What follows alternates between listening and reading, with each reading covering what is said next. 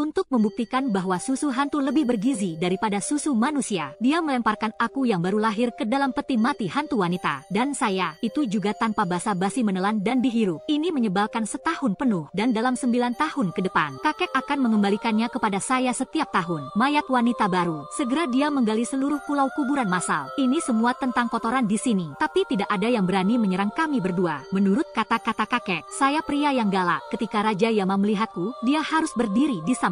Tapi saya dilahirkan dengan hati yang galak. Itu juga membuat hidup saya berbahaya. Itu sebabnya kakek mengikuti metodenya. Biarkan aku bertahan. Saya melihat tubuh kakek saya yang agak menua. Dia bertanya pada kakek, apa yang kita lewatkan sekarang? Dengarkan saya. Kakek terbatuk kering. Dia berkata dengan nada berat bahwa masih ada 3 hari tersisa. Anda secara alami akan mengetahuinya dalam 3 hari. Lihat kakek, jangan katakan. Saya tidak bertanya lebih jauh. Pada hari ketiga, saya terbangun dalam tidur saya. Suara petasan terus terdengar di telingaku. Seluruh kuburan massal tiba-tiba menjadi hidup. Adegan ini membuatku takut yang belum pernah melihat dunia sebelumnya. Kemudian, kakek memiliki senyum ramah di wajahnya. Xiao Qing, jangan takut, ini di sini untuk menjemput Anda. Saya menatap kakek saya dengan ketakutan. Saya tidak akan pergi kemanapun. Di sini dengan kakek. Dengarkan saya, kata kakek perlahan. Itulah tautan terakhir yang dikatakan kakek. Pranala ini hilang. Kerja keras kakek selama 9 tahun telah. Tepat ketika saya hendak mengatakan sesuatu, kakek meraih tanganku, melangkah maju. Saat dia berjalan, dia berkata, Xiao Qing, kakek mengajak Anda melihat calon pengantin Anda. Tidak berjalan untuk sementara waktu. Saya melihat lebih dari 10 orang membawa 9 pembuluh darah. Dengan 9 pembuluh darah jatuh, tanah seluruh kuburan massal. Tiba-tiba, keheningan kembali. Kemudian, seorang wanita cantik memimpin seorang gadis kecil saat dia berjalan. Terima kasih, Pak Tua. Seperti yang kami sepakati 9 tahun yang lalu, hari ini saya membawa bintang-bintang untuk menggenapi perjanjian pernikahan. Melihat ini, kakek mengangguk puas. Melihat gadis kecil itu, katanya, gadis kecil. Kakek berteriak. Gadis kecil ini juga sangat kuat. Dengan senyum di wajahnya, kakek teriak renyah. Kakek mendengarkan suara manis gadis kecil itu, tampak puas. Kemudian dia mengeluarkan sesuatu dari sakunya. Dia berkata dengan senyum di wajahnya, ini adalah hadiah ucapan dari kakekmu. Setelah itu, Xiao Qing dan kamu akan pulang. Jika dia menggertak Anda, katakan saja padaku. Dengarkan kata-kata kakek. Gadis kecil itu menatapku. Saya melihat kakek saya bertemu gadis kecil itu. Ternyata itu adalah barang kesayangannya, King Long Nini Jade Beads.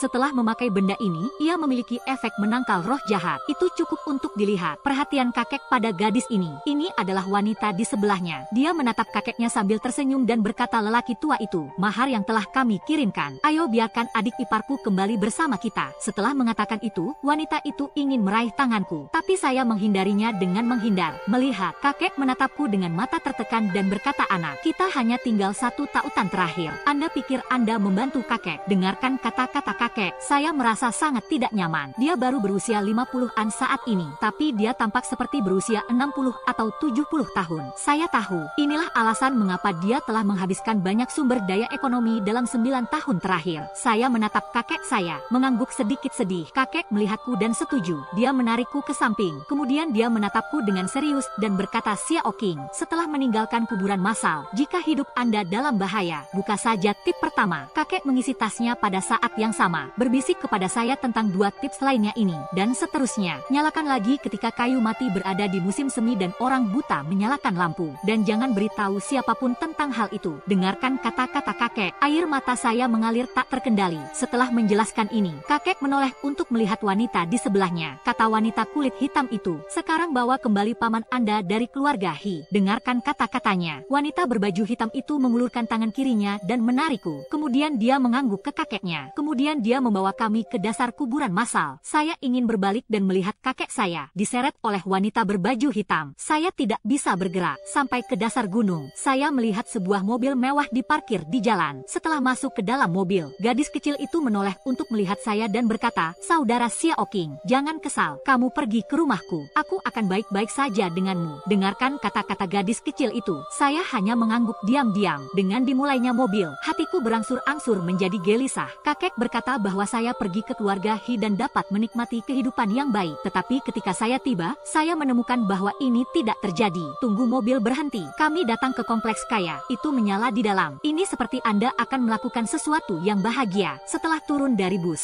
saya tidak pernah meninggalkan kuburan massal karena alasan saya tidak pernah pergi. Saya masih tidak bisa menahan diri untuk tidak sedikit pemalu melihat gadis kecil kecil itu memegang tanganku dan berjalan masuk. Dalam perjalanan ke rumah, gadis kecil itu berinisiatif untuk memperkenalkan dirinya. Dia memberitahu saya namanya He Xingchen, usia yang sama denganku. Dia juga berbisik kepada saya. Malam dia lahir, 9 bintang menjadi sungai, brilian dan luar biasa. Saya tahu bahwa ini adalah nasib bintang-bintang yang diberkati. Kira itu sebabnya kakek menyatukan kami. Setelah sampai di halaman, interiornya sangat meriah. Tapi, saya samar-samar menyadari bahwa ada sesuatu yang tidak beres. Saya melihat di tengah halaman, duduk adalah singa batu besar. Ini jelas tidak terlihat seperti acara yang membahagiakan. Ini seperti menyiapkan permainan pembunuhan Feng Shui, sesuatu untuk ditekan. Seperti yang telah saya pelajari selama bertahun-tahun. Saat mengamati biro Feng Shui ini, tiba-tiba, He Xingchen berlari ke arah seorang lelaki tua berusia 60 atau 70 tahun. Dia berteriak gembira kepada kakeknya saat dia berlari. Aku kembali. Orang tua itu melihat He Xingchen datang. Rupanya bahagia juga. Di sekitarnya, ada juga seorang anak laki-laki yang tampak sangat bersih berdiri. Berdiri bersama He Xingchen tampaknya sangat benar. Pada saat ini, He Xingchen berlari dan menarikku. Kemudian dia berinisiatif untuk memperkenalkan saya kepada kakeknya. Orang tua itu menatapku dalam-dalam. Bicara tentang seseorang. Turunkan dia dan ganti pakaian bersih. Gambar ke bawah. Kemudian seorang pria berjubah hitam datang dan bersiap untuk membawaku pergi. Melihat ini, He Xingchen berkata dengan cemas, Shiking, aku akan pergi denganmu. Kemudian, kakeknya menghentikannya dengan keras. Tidak nyaman bagi Anda untuk pergi berganti pakaian. Kamu bermain dengan Xiao Liang di sini sebentar. Dia akan segera berakhir. Wenyan He Xingchen tidak punya pilihan selain mendengarkan kata-kata kakeknya. Kemudian dia berkata kepada saya dengan wajah sedih, Shiking, Anda pergi dan kembali dengan cepat. Aku menunggumu di sini. Kembalilah dan kita akan bermain bersama. Saya mengangguk. Dia mengikuti pria berjubah hitam itu ke depan. Saya pikir dia akan menemukan kamar. Biarkan aku mengganti pakaianku. Tapi tanpa diduga, dia membawaku ke ruang bawah tanah. Semakin jauh saya masuk ke dalam, semakin saya merasa ada yang tidak beres. Dia berhenti, tidak melangkah lebih jauh. Pria berjubah hitam itu menoleh untuk menatapku. Anak kata, saya khawatir sudah terlambat untuk pergi sekarang. Senyum di wajahnya menghilang seketika. Saat itulah saya melihat sangkar besi di depan saya. Dan di sebelah sangkar besi, ada juga lubang gosip besar. Akhirnya, saya menahan kata-kata pertama ketika saya datang ke rumah dia. Jangan pergi ke pria berjubah hitam dan tidak peduli apa yang aku panggil. Berteriak langsung mengunciku di kandang besi. Saya berada di dalam kandang dan berteriak bahwa Anda adalah sesuatu. Biarkan aku keluar, tapi biarkan aku menangis.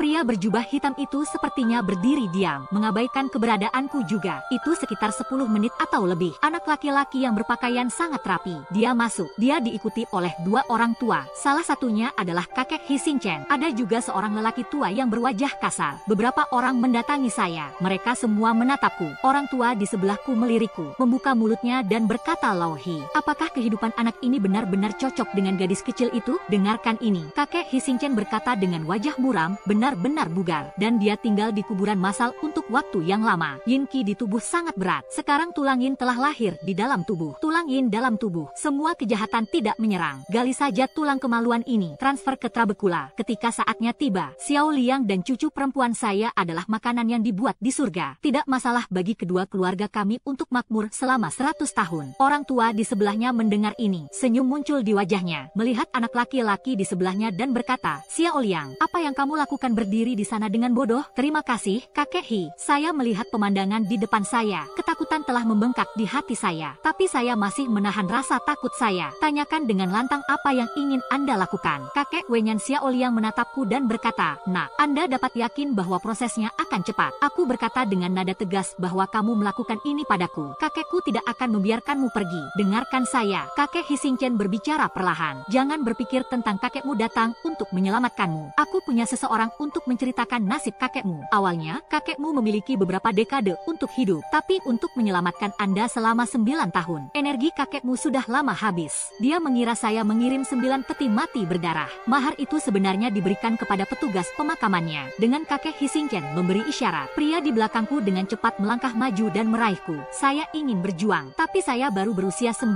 tahun. Sama sekali tidak cocok untuk orang-orang ini. Kemudian aku melihat pria berjubah hitam yang membawaku masuk lebih dulu. Dia datang kepadaku dengan pisau yang cerah. Pada saat ini, anak laki-laki bernama Xiao Liang juga berbaring di sebelahku. Dia berbalik untuk melihatku. Dengan cibiran di sudut mulut Anda bisa pergi dengan percaya diri. Aku akan menjaga bintang-bintang. Detik berikutnya saya merasakan sakit di hati saya. Aku tidak bisa menahan diri untuk tidak berteriak. Pada saat ini, kekuatan di tubuh saya juga berjalan cepat. Saya berjuang keras. Untuk sesaat, saya merasa seperti tidak bisa bergerak. Tepat ketika saya linglung, suara bersemangat terdengar di telingaku. Keluarkan, kami melakukannya. Lalu, saya mendengar kakek Hising Chen mengatakan ya dengan penuh semangat. Bagus, temukan tempat untuk membuang anak ini. Jangan biarkan bintang tahu. Saya tidak tahu sudah berapa lama. Saya merasa seperti dilemparkan ke dalam, di tengah hutan tua jauh di pegunungan. Segera saya keluar dari kantong plastik hitam. Saya hanya berbaring di atas daun. Lihatlah ke langit. Kemudian dia mengangkat tangannya dengan susah payah untuk menutup hatinya. Ini akan menyelamatkan hidup Anda untuk saat ini. Pada saat ini, saya tiba-tiba teringat apa yang dikatakan kakek saya. Ketika hidup Anda dalam bahaya, buka saja tip pertama. Butuh waktu lama bagi saya untuk mengetahuinya. Ketika saya membukanya, saya menemukan catatan di dalamnya. Saya melihat bahwa dikatakan bahwa tulang kuku pergi ke penelan Yama Wangsheng. Saya berpikir tentang saat saya dulu tinggal di kuburan massal bersama kakek saya. Apa yang dia minta untuk saya kembangkan adalah Yangqi murni. Tempat seperti ini bisa menjadi kuburan massal. Tidak dapat dihindari bahwa Yinqi akan masuk ke dalam tubuh. Tapi kakek saya selalu meminta saya untuk menggunakan Taoisme murni. Yinqi yang masuk ke tubuh disempurnakan menjadi Yangqi murni. Dan Yin di tubuhku. Tulang juga tumbuh pada saat itu. Sekarang catatan yang ditinggalkan kakek saya. Itu benar-benar membuatku mengumpulkan Yinqi di tubuhku. Serap semuanya. Saya pikir saya akan mati sekarang. Mengapa Anda begitu peduli? Jadi saya mulai menyerap energi Yin di tubuh saya. Saya tidak tahu berapa lama waktu yang saya butuhkan. Tiba-tiba ada petir di langit. Detik berikutnya, sambaran petir langsung menimpa saya. Saya memiliki beberapa kehidupan. Dia jatuh ke tanah lagi. Aku menatap langit yang gelap gulita. Pada saat ini, saya tidak bisa menahan perasaan putus asa di hati saya. Tapi saat ini, saya mendengar suara mendekat. Samar-samar aku bisa melihat malam. Ada sepasang mata yang bersinar dengan cahaya aneh.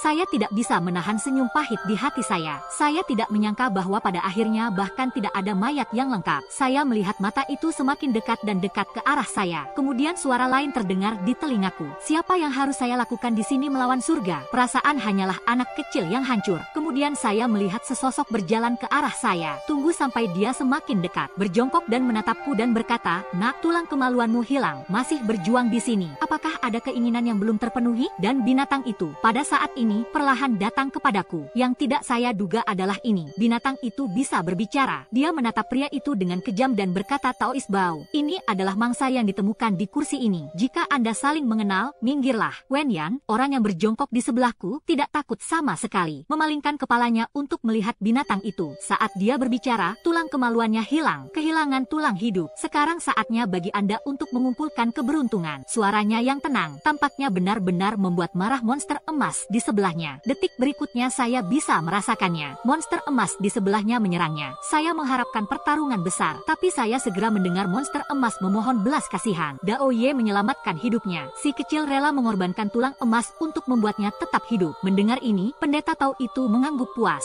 Jangan berpikir Anda bingung. Anda akan mengerti nanti. Setelah Anda menawarkan potongan tulang ini, peluang besar seperti apa yang akan Anda dapatkan? Setelah pendeta Tao selesai berbicara, abaikan saja rohnya. Sebaliknya, perhatian jatuh pada saya. Kamu anak yang baik. Saya juga tahu bagaimana menutup hati saya. Sekarang aku akan meletakkan ototku padamu. Jika kamu ingin hidup, tahan untukku. Jika Anda bahkan tidak bisa melewati ini, Anda pasti akan mati. Dalam keadaan linglung, saya berkata dengan susah payah, saya ingin hidup. Saat suaraku jatuh, saya baru saja merasakan sesuatu mendorongnya ke dadaku. Detik berikutnya, ada rasa sakit yang menyayat hati. Itu menyebar ke seluruh tubuh saya. Bahkan kepalanya terasa seperti akan meledak. Dia tidak melakukan apa-apa ketika dia berdiri di sampingku. Dia hanya menatapku tanpa bergerak. Setiap kali saya merasa seperti saya tidak bisa bertahan. Saya mengingatkan diri sendiri bahwa saya tidak bisa menutup mata. Saya tidak tahu sudah berapa lama. Dalam keadaan linglung, dia mendengar suara bertanya, "Apakah anak Anda masih hidup?" Saya tidak bisa mengeluarkan suara apapun saat ini. Aku hanya bisa menggerakkan jari-jariku dengan lemah untuk menunjukkan bahwa saya masih hidup. Melihat ini, dia mendengus dingin dan menghitung nyawa anakmu besar. Kemudian dia mengangkatku dari tanah. "Silakan, sampai ke rumah bobrok." Dia menjatuhkan saya. Kemudian dia hanya menatapku. "Serius, jangan anggap enteng. Anda belum sepenuhnya hidup. Tahukah Anda mengapa Anda gagal menghirup Yinqi itu sekarang?" Saya tidak bisa mengeluarkan suara. Hanya bisa menunggu dia menceritakan lelucon. Dia tidak membuatku menunggu terlalu lama. Kemudian dia segera berkata, "Dengarkan aku sekarang. Hilangkan energi yang murni dalam tubuh. Kemudian hirup Yinqi itu, sehingga Anda bisa bertahan. Saya menatapnya dengan susah payah dan berkata saya tahu. Wenyan tersenyum, dan jika dia mengetahuinya, dia akan melakukannya dengan cepat. Dengan itu, dia berjalan keluar sendirian, dan saya sendiri terbaring di tanah. Secara bertahap letakkan Yang Qi murni dari 9 tahun kultivasi ini perlahan bubar. Namun, proses ini juga cukup menyakitkan bagi saya, karena ada banyak tikus di sekitar. Mereka berkumpul di sekitar saya. Obrolan itu tanpa henti ketika saya melihat energi yang murni yang saya lepaskan. Dengan tikus dan ular dan hal-hal seperti itu, saya menyerap masa lalu. Saya awalnya berpikir, mereka selesai menyerap energi yang murni yang telah saya lepaskan. Kemudian itu akan melahap tubuhku. Tapi yang tidak saya duga adalah ini. Setelah menyerap makhluk kecil energi yang murni ini, tiba-tiba mereka semua berdiri. Tembak saya seperti manusia. Apakah mereka berterima kasih kepada saya? Meskipun saya ragu di dalam hati, tapi saya tidak bisa menganalisisnya saat ini. Apa yang ada di pikiran saya saat ini? Saya tidak tahu jalan menyebarkan yang dan mengumpulkan yin ini. Bukankah itu benar? Tapi kakek menyuruh saya melakukannya. Itu tidak akan menyakiti saya sepanjang malam. Saya sedang berbaring, dan saya berangsur-angsur duduk. Saya terus-menerus memadatkan dan menyempurnakan yin qi. Akhirnya ketika saya membuka mata lagi, hembuskan nafas kekeruhan. Kemudian saya melihat sekeliling.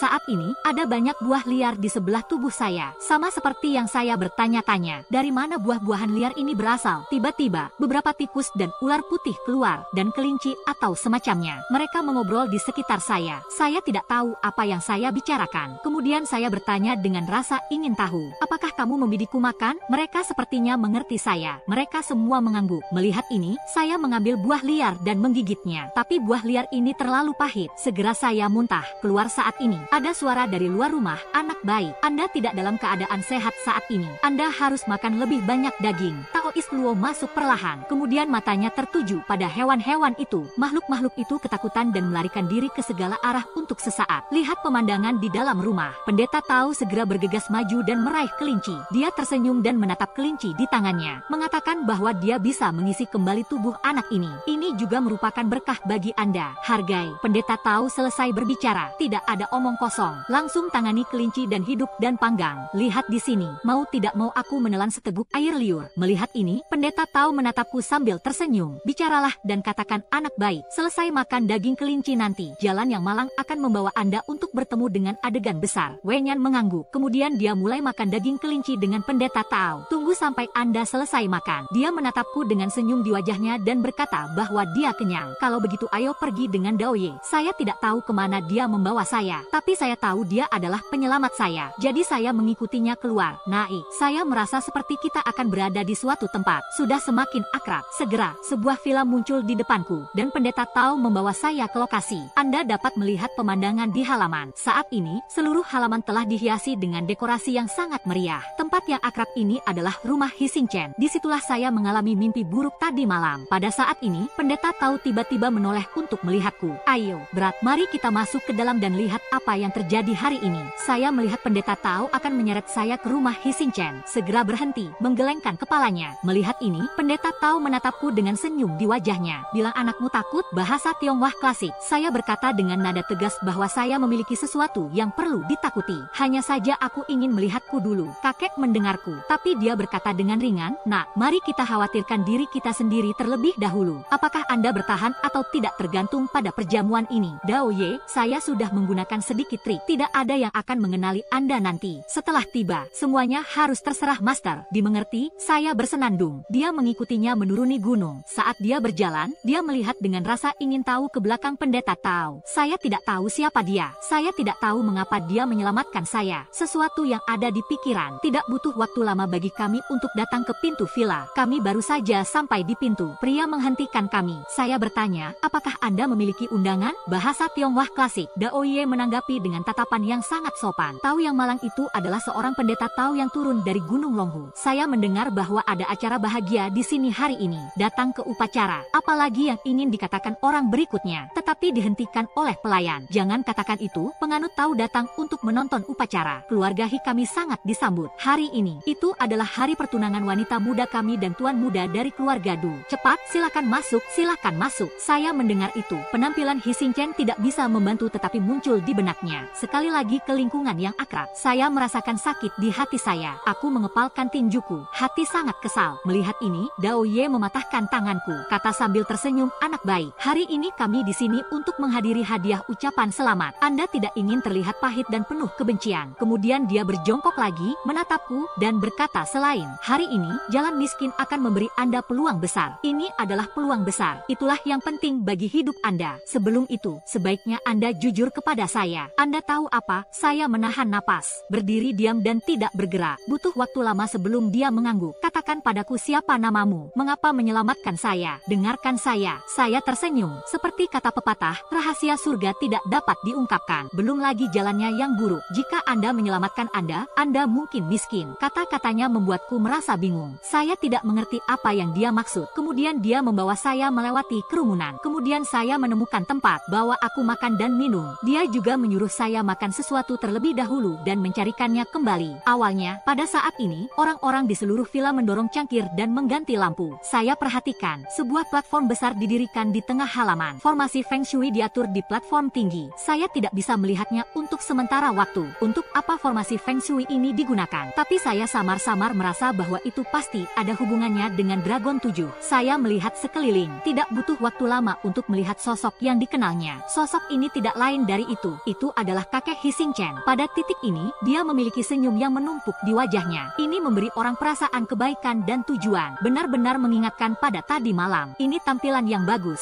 Saya tersenyum dingin di dalam hati. Lihatlah cara dia menjamu tamu. Kebencian di hatiku berangsur-angsur menyebar. Sebaliknya, mereka menggigit kaki ayam di sebelah saya, mengatakan dengan santai tentang kamu anak yang seru. Pertunjukan akan segera dimulai. Aku mengikuti pandangannya ke arah pintu. Detik berikutnya, saya melihat pemandangan yang menakjubkan. Saya melihat sosok putih besar muncul di udara, dan ada sosok samar di bangau putih. Untuk sepersekian detik saya bertanya-tanya apakah saya terpesona. Dikatakan bahwa makhluk abadi mengendarai derek. Mungkinkah bangau putih itu abadi di punggungnya? Di kerumunan saat ini, beberapa orang berteriak ngeri bahwa makhluk abadi akan datang. Itu adalah makhluk abadi yang akan datang. Detik berikutnya, semua orang berlutut di tanah. Temui yang abadi. Lihat pemandangan di depan Anda. Tahu yang sedang mengunyah kaki ayam bertanya kepada saya bahwa makhluk abadi akan datang. Mengapa kamu tidak berlutut? Kata Wenyan dengan sangat kaku. Mengapa saya berlutut pada saat hidup dan mati saya dalam bahaya? Dia menyelamatkan saya. Dengarkan saya. Dao Ye meletakkan kaki ayam yang diagnati. Setelah menepuk tangannya yang berminyak, membuka mulutnya dan berkata bahwa orang ini benar-benar bukan yang abadi. Tapi dia memang leluhur Gunung Wudang. Apa yang dikatakan Dao Ye adalah pernyataan yang meremehkan. Sepertinya tidak ada masa depan di mata sama sekali. Pada saat ini, seorang lelaki tua berambut putih melompat turun dari bangau. Dia berdiri di atas platform tinggi, berkata dengan acuh tak acuh, semuanya, bangun. Dao yang malang bukanlah yang abadi. Orang-orang yang telah berlutut di tanah semua berdiri. Saya tidak lupa berteriak terima kasih kepada yang abadi. Orang tua di platform tinggi menyapu pandangannya ke arah penonton. Tidak butuh waktu lama untuk melihatku. Kemudian, Dao Ye tiba-tiba menekan suaranya dan berkata, tutup matamu. Waspadalah terhadap dimata-matai olehnya. Dengarkan ini. Saya hampir tidak ragu. Aku dengan cepat menutup mataku. Saya menunggu seperti ini selama sekitar 10 detik. Suara Dao Ye terdengar di telingaku lagi. Saatnya membuka mata Anda. Aku membuka mataku dan melirik Dao Ye. Untungnya, dia mengatakannya tepat waktu. Sebaliknya, mesin surgawi dalam diri saya mungkin benar-benar diintip. Wajah manusia memiliki 12 rumah, dan di tengah mata adalah istana kehidupan. Jadi ketika Anda membuka mata Anda, istana kelahiran buka. Ini juga merupakan waktu termudah bagi orang untuk memata-matai surga. Setelah mata tertutup, pihak lain ingin memata-matai hidupku. Ini jelas bukan hal yang mudah untuk dilakukan. Pada saat ini, ketika saya menghela nafas, saya telah melihat kakek Hising Chen dan kakek Du Xiaoliang. Dua orang tua memegang tangan Hising Chen dan Du Xiaoliang masing-masing. Di platform tinggi, di kerumunan saat ini, ada juga beberapa pembicaraan. Jika kedua orang ini bisa masuk ke dalam pernikahan, masa depan tidak terbatas. Keluarga He dan keluarga Du telah makmur selama lebih dari 100 tahun. Saya mendengar berbicara. Kemarahan di hati mereka juga mulai memanjat mereka. Bunuh aku. Sekarang Du Xiaoliang masih memiliki burung beo saya di tubuhnya. Kebencian ini adalah saya. Saya tetap bergerak maju. Tapi detik berikutnya, saya merasakannya. Sebuah tangan menekan kaki dan bahuku. Saya melihat ke belakang. Dao Ye lah yang menatapku dengan ekspresi serius. Menggelengkan kepalanya. Saya tahu apa yang dia maksud. Jadi dia mundur selangkah lagi. Saat itulah, suara kakek Hising Chen terdengar di platform tinggi. Wei Zhenren, Anda bisa datang ke Humble House.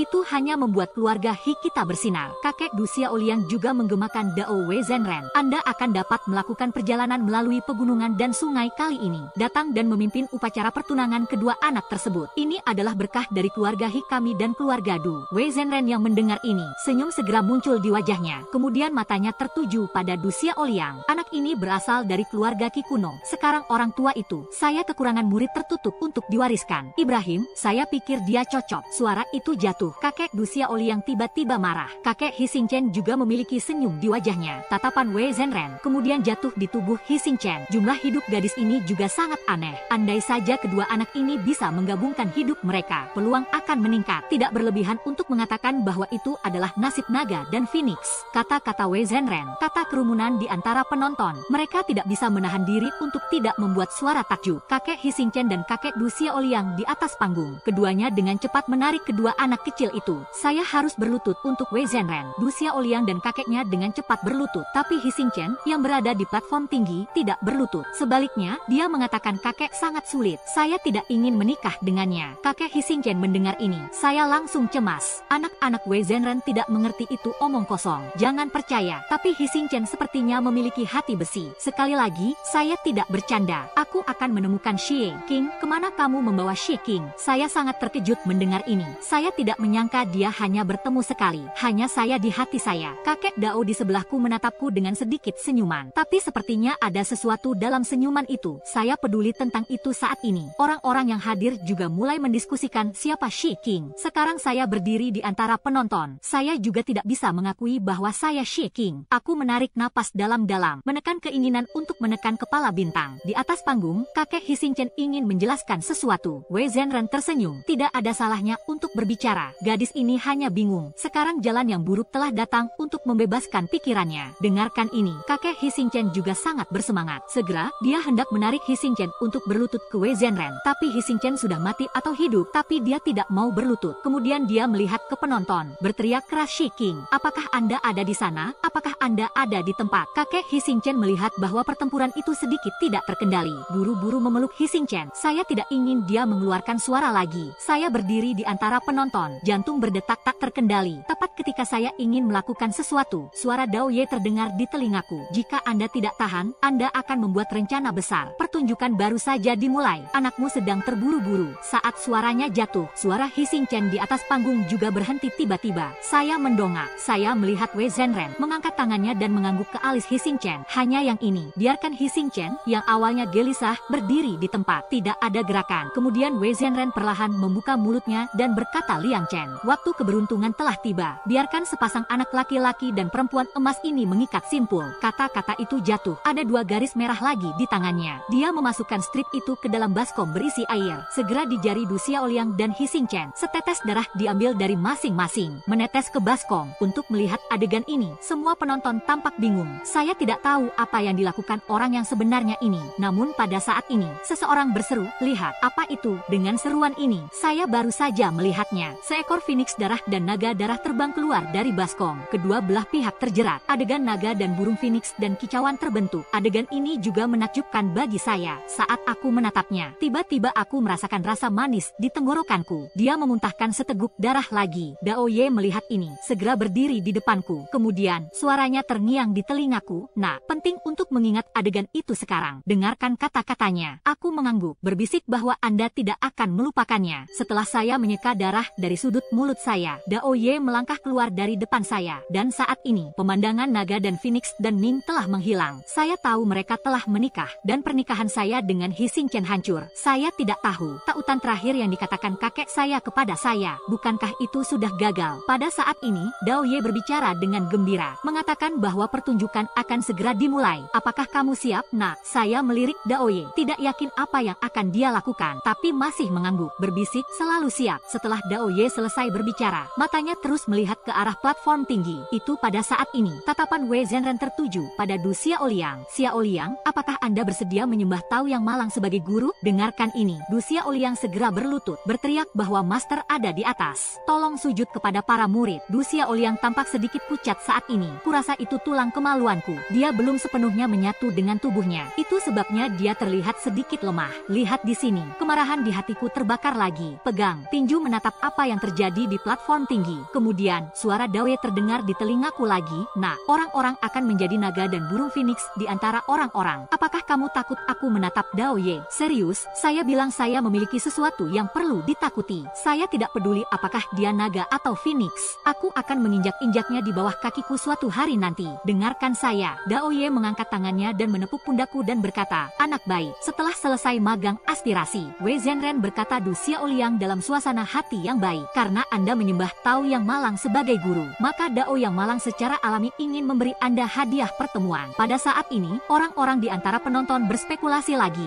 Wei Zhenren akan memberi Du Xiaoliang hadiah besar. Sama seperti semua orang berbisik, Wei Zhenren di atas panggung tiba-tiba berkata, Hilau Dao miskin, ku dengar ada pembuluh darah naga yang tersembunyi di belakangmu. Apakah masih ada awan energi naga yang terperangkap di dalamnya sekarang? Dao Yang Malang hanya ingin memberikan ki naga ini kepada wanita kecil itu. Ini masalahnya. Kakek He Xingchen bertanya dengan sedikit ketakutan. Wei Zhenren tidak tahu melakukan ini. Apakah itu akan mempengaruhi aura keluarga He kita? Bahasa Tionghoa klasik. Kakek Du Xiaoliang juga berkata palsu. Jika Wei Zhenren memengaruhi ki keluarga He, ki naga ini adalah sesuatu yang keluarga Du kami lebih suka tidak. Bahkan Du Xiaoliang berkata dengan sebuah pernyataan, Tuan, jika ini tentang keberuntungan keluarga bintang, mari kita pertahankan energi naga ini. Wei Zhenren mendengar kata-kata Du Xiaoliang, segera berkata dengan gembira, saya baik hati. Saya sangat senang menjadi seorang guru. Tapi jangan khawatir, selama pembuluh darah naga ini ada di sini, ki naga akan tetap ada di tangan. Ini pasti tidak akan mempengaruhi keberuntungan keluarga He dalam waktu singkat. Kata-kata ini menghilangkan kekhawatiran kakek He Xingchen. Dia sepertinya telah mengambil keputusan, mengatakan bahwa ini masalahnya. Kemudian keluarga He kami pergi untuk Xiaoliang. Wenyan Wei Zhenren mengangguk sambil tersenyum. Segera Du Xiaoliang berdiri di tengah formasi. Pada saat ini, Dao Ye tiba-tiba mendengus dingin lembut, dan kemudian saya melihatnya. Dao Ye meletakkan kakinya di tanah, menggambar tabung Cibagua. Kemudian dia menatapku. Bicaralah anak, kemari. Tanpa izin saya, Anda tidak bisa berjalan-jalan. Anda tahu, saya tahu dia tidak bercanda dengan saya. Dia segera mengangguk, segera berdiri, dan Wei Zhenren di atas panggung saat ini sudah menari dengan pedang. Saya tidak tahu persis formasi seperti apa ini. Bergerak saja dengan pendekatannya. Detik berikutnya, awan hitam berkumpul tinggi di langit. Tidak butuh waktu lama untuk angin bertiup. Sepertinya akan turun hujan lebat setiap saat. Dan Wei Zhenren berdiri di platform tinggi, memicu petir mendarat di tubuhnya. Kemudian dia mulai melantunkan dewa sejati dari 4 penjuru. Dengarkan, tidak ada perintah memindahkan gunung dan laut. Picu senjata naga. Saat suaranya jatuh, gunung di belakang rumah keluarga He tiba-tiba naik dengan semburan kabut putih. Dan dalam kabut putih ini, sepertinya ada cahaya keemasan yang menjulang. Kabut putih datang perlahan, dan cahaya keemasan di kabut putih ada kecenderungan untuk menarik kembali. Dapat dikatakan bahwa orang sungguhan bukanlah vegetarian. Teruskan casting, menarik cahaya keemasan itu ke sisi ini. Saat itulah saya yakin, cahaya keemasan itu seharusnya disebut dragon. Di bawah daya tarik orang sungguhan, kabut putih segera mencapai tepat di atas kepala Du Xiaoliang. Samar, Anda juga bisa mendengar raungan di kabut putih. Aku menahan napas. Lihatlah pemandangan di depan Anda. Gejolak psikologis. Saat itulah itu terjadi. Seseorang di kerumunan tiba-tiba berteriak, semuanya, lihat, ada naga sungguhan di kabut putih itu. Dengarkan ini. Aku menatap mataku. Benar saja, saya melihat naga emas berkabut putih. Sepertinya dia tidak ingin menyerah pada suara orang yang sebenarnya saat ini. Suara itu bergulir seperti guntur. PUR, apakah kamu siap? Sebagai seorang guru, saya ingin menanamkan Anda dengan nafas naga sejati. Du Xiaoliang menatapnya. Dia mengangguk dengan sungguh-sungguh. Saya siap, Tuan. Pada saat ini, saya juga mendengar gumaman dari guru Tao. Pertunjukan akan segera dimulai. Nak, baca bersamaku. Terlalu banyak pada tahap ketegangan jantung. Wu Ting mengusir roh jahat dan menawan untuk melindungi hidupnya. Saya tahu dia mengajak saya melafalkan mantra meditasi. Saya ingin tenang. Bersiaplah. Saat mulut saya mulai melantunkan mantra meditasi, rasakan dalam sekejap, semua gangguan di hatiku dihilangkan. Untuk fluktuasi di dunia luar, saya tidak memiliki banyak riak di hati saya. Ini menyebabkan seruan dari kerumunan bergema. Wei Zhenren, ini untuk membantu Du Xiaoliang membimbing ki naga sejati ke dalam tubuhnya. Saat suara itu jatuh, diagram gosip yang digambar oleh Dao Ye sebelumnya, untuk sesaat seolah-olah telah diaktifkan. Cahaya keemasan mekar kelilingi saya. Sementara saya mendengar kata-kata di mulut Dao Ye, sungai, matahari dan bulan, pegunungan, laut dan bintang. Di telapak tangan tidak ada tangan. 33 hari mendengarkan cepat. Jangan berani tidak patuh. Tergesa-gesa sebagai hukum. Tunggu hingga guru tahu selesai membaca. Tiba-tiba, saya mendengar kicauan yang jelas. Kakek Du Xiaoliang di atas panggung juga bertanya dengan panik. Wei Zhenren, apa yang terjadi? Dalam sekejap, di mana Dao Ye dan saya berada, menjadi fokus mata semua orang. Pada saat ini, suara Dao Ye terdengar di telingaku. Alihkan perhatian Anda dan terus melafalkan pikiran meditasi Anda. Saya bilang ya, saya mulai mengabdikan diri untuk itu. Seluruh proses berlangsung sekitar 2 atau 3 detik. Itu terasa sangat cepat. Aura yang kuat mengalir ke dalam diri saya. Kemudian saya merasa pusing, beberapa tidak terkendali. Pada saat ini, suara Daoye terdengar lagi, "Nak, jangan menolak. Biarkan energi naga masuk ke tubuh Anda." Saya tahu situasi saat ini.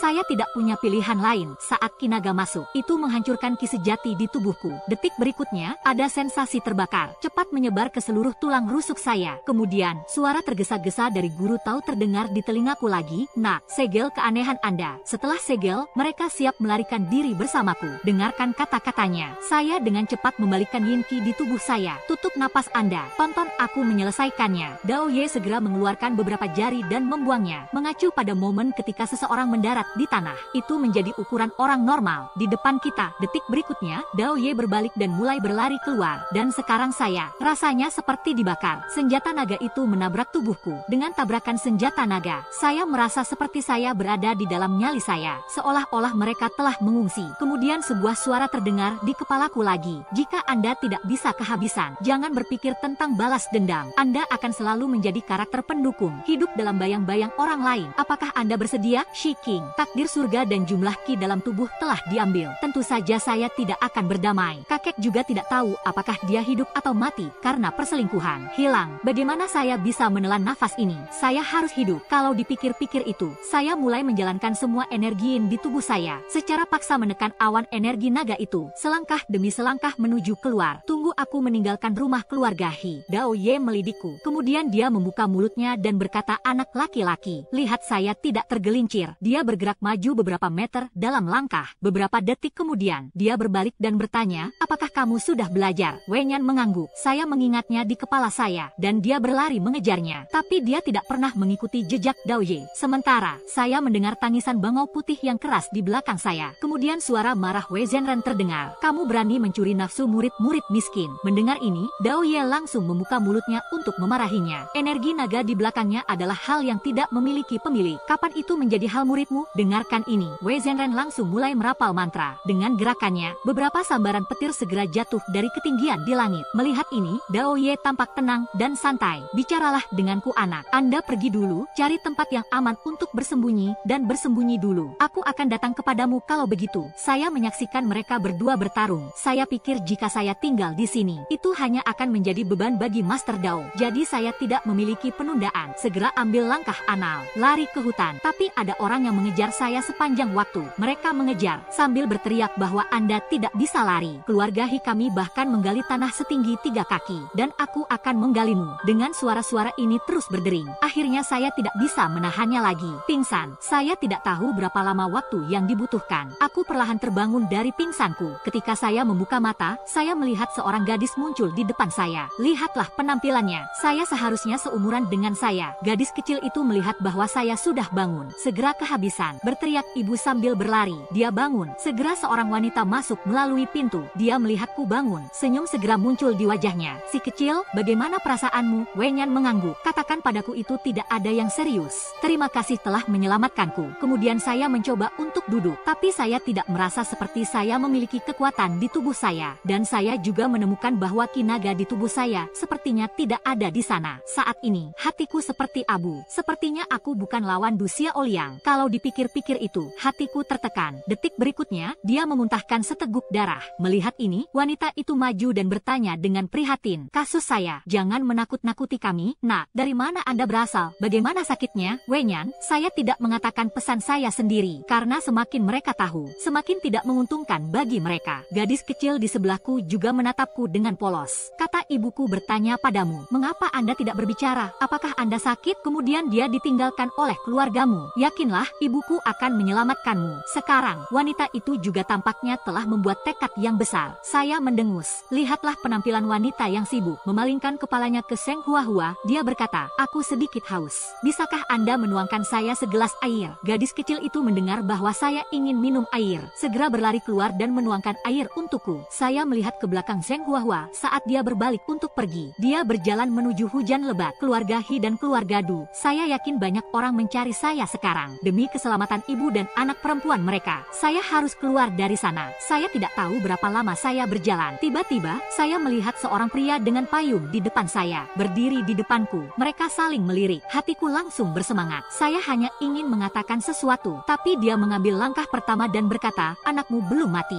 Saya berdiri di aslinya. Bumi menanggapi dengan penuh semangat. Saya tidak mati begitu mudah. Dengarkan saya. Dao Ye tersenyum. Jika Anda belum mati, datang ke sini. Dao Ye membawamu ke suatu tempat. Saya tidak tahu berapa lama saya berjalan. Ada satu di depannya. Pada saat ini, Dao Ye berhenti. Berkata dengan ringan bahwa sungai ini disebut Sungai Sanking. Kami menyeberangi Sungai Sanking. Bahkan jika Anda meninggalkan batas prefektur Sanking, lain kali saya kembali, itu akan menjadi 10 tahun kemudian. Saya mendengus, tidak mengatakan apa-apa juga. Saya pikir energi naga di tubuh saya telah hilang. Dalam situasi saya saat ini, beberapa tahun lagi untuk hidup. Melihat ini, dia juga menatapku dengan beberapa keraguan. Apakah kamu tidak ingin mengatakan sesuatu? Saat itulah itu terjadi. Sebuah perahu kanopi melaju ke arah ini. Orang tua di perahu melihat kami setelah itu. Dia membuka mulutnya dan bertanya apakah mereka berdua akan naik perahu. Wen yang juga mengangguk, ya.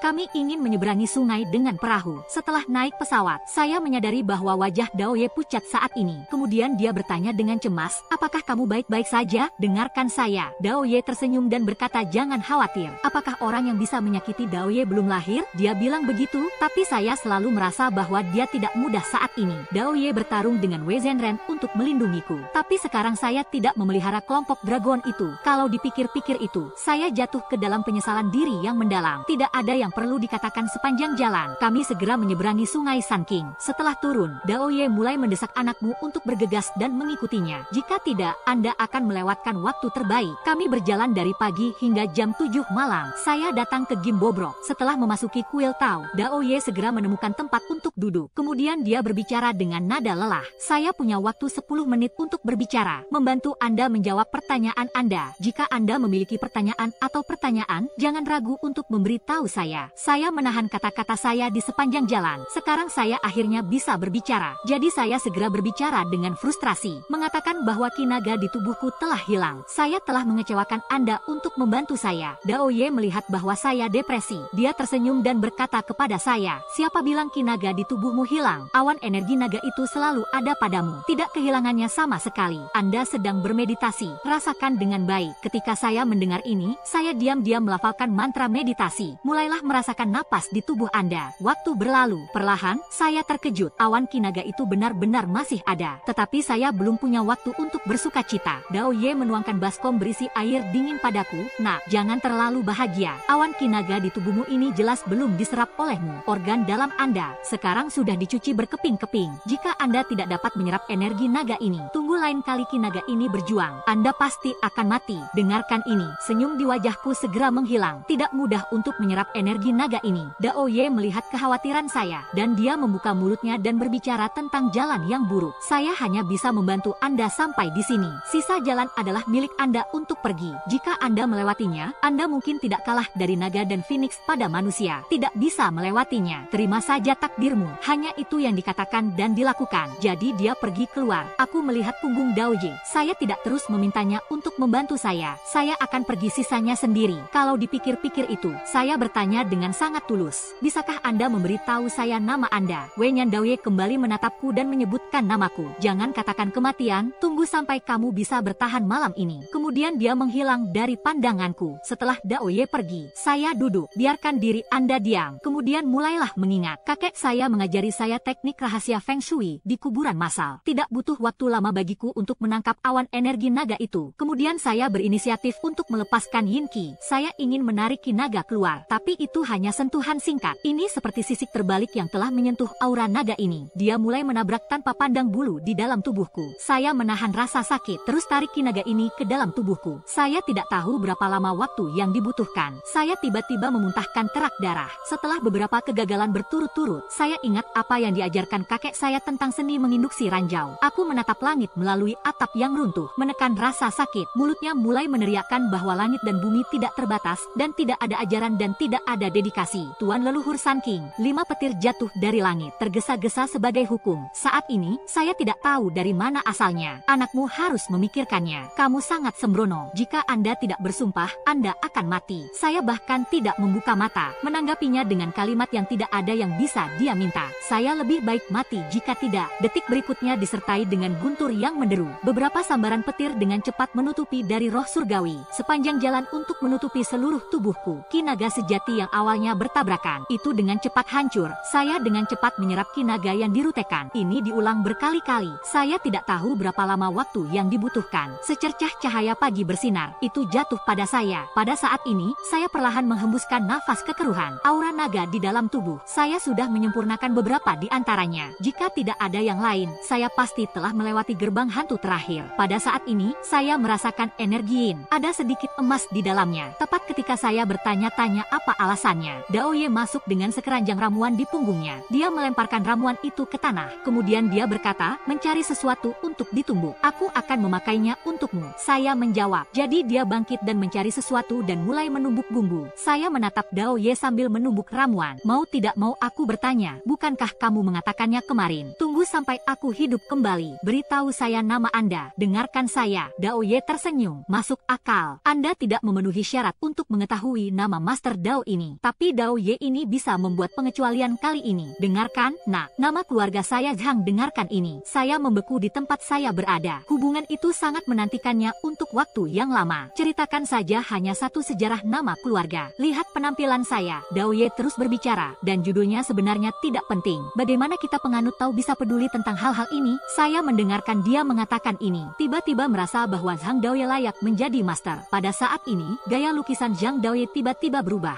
Jika anak Anda sukses di masa depan, lakukan perjalanan ke Gunung Wudang untuk Daoye. Temukan Wei Zhenren, penunggang kuda tua. Beri dia tamparan di wajah untukku. Gunung Wudang setidaknya berusia 1000 tahun. Secara alami, itu bukan sesuatu yang bisa ditandingi oleh orang biasa. Tapi Zhang Daoye mengajukan kondisi ini. Tentu saja, saya tidak akan mengatakan tidak. Setelah Daoye membantu saya mengoleskan ramuan, kemudian dia berkata, beristirahatlah untuk hari ini. Mulai dari besok, Anda secara resmi mengikuti saya untuk belajar Feng Shui Tao dan bahasa Cina. Saya mengangguk, tapi kemudian dia berkata dengan sedikit prihatin, saya bisa turun bukit dulu. Lihatlah kakek saya dan keluarga saya. Dengarkan saya. Zhang Daoye tersenyum, aku sudah melihatnya untukmu. Kakek dan keluarga Anda telah pindah. Tidak ada tempat yang dapat ditemukan. Tetapi Anda tidak perlu khawatir berada di sisi yang aman. Saya mendengarnya. Meskipun saya merasa sedikit tersesat di hati saya, tapi tidak ada lagi yang dikatakan. Jika kakek tahu bahwa aku telah jatuh ke dalam nasib ini, saya tidak tahu bagaimana perasaan saya. Saya tidak tahu apakah saya menyelesaikan terakhir kali dia mengatakan untuk kakek saya. Pada hari-hari berikutnya, saya berlatih setiap hari dengan Zhang Daoye, sampai saya tahu saya tidak memiliki teknik Feng Shui yang hebat. Bahkan jika Anda turun gunung, balas dendam juga pada dasarnya tidak mungkin. Kedua keluarga sekarang sudah menikah, menjadi belalang yang diikat pada tali, dan di belakang mereka berdua, ada juga dukungan dari Wei Zhenren dari Gunung Wudang. Hadapi mereka, saya hanya berurusan dengan raksasa. Jadi dalam 10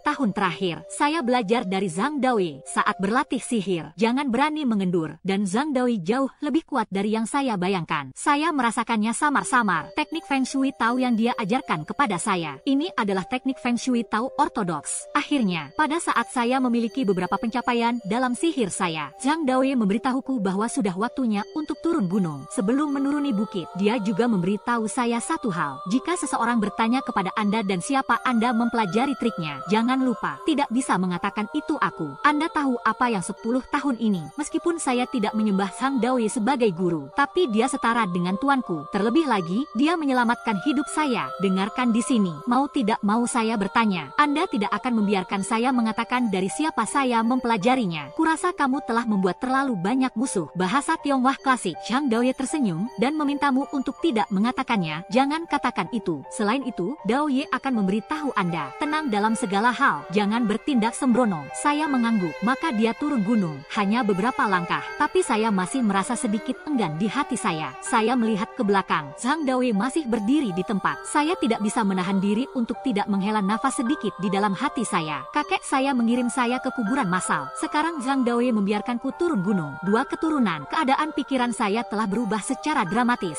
Saya datang ke sungai, berdiri diam. Aku ingat suara di telingaku, adik laki-laki, apakah Anda ingin naik perahu? Saya mengarahkan pandangan saya pada lelaki tua itu. Ada beberapa kejutan di hati saya. Saya tidak menyangka itu adalah orang tua 10 tahun yang lalu yang memegang perahu. Kalau dipikir-pikir itu, saya dengan sopan menjawab ya, Paman, saya ingin naik perahu. Setelah naik ke kapal, sudah ada pasangan yang duduk di atas perahu. Suasana hati keduanya tidak terlalu baik. Detik berikutnya, dengarkan saja suara pria itu untuk meyakinkan wanita itu. Anak-anak kita akan baik-baik saja. Saya mendengar itu. Saya tanpa sadar melihat wajah keduanya. Setelah Setelah sekilas, dan ada kutu di hatiku, keduanya jelas bukan anak-anak. Jumlah kematian dini ada di sini. Pada saat itu, ponsel pria itu tiba-tiba berdering. Setelah dia menjawab, sekitar 20 detik berlalu, dan wajahnya jatuh. Kemudian dia menatap wanita di sebelahnya. Dia berkata, dokter mengatakan bahwa putra kami sudah mati. Wanita yang mendengar ini, saya tidak bisa menahan tangisan saya lagi. Anakku yang malang, bagaimana Anda bisa mengatakan bahwa jika tidak, itu hilang? Melihat ini, saya melihat wajah pria itu lagi.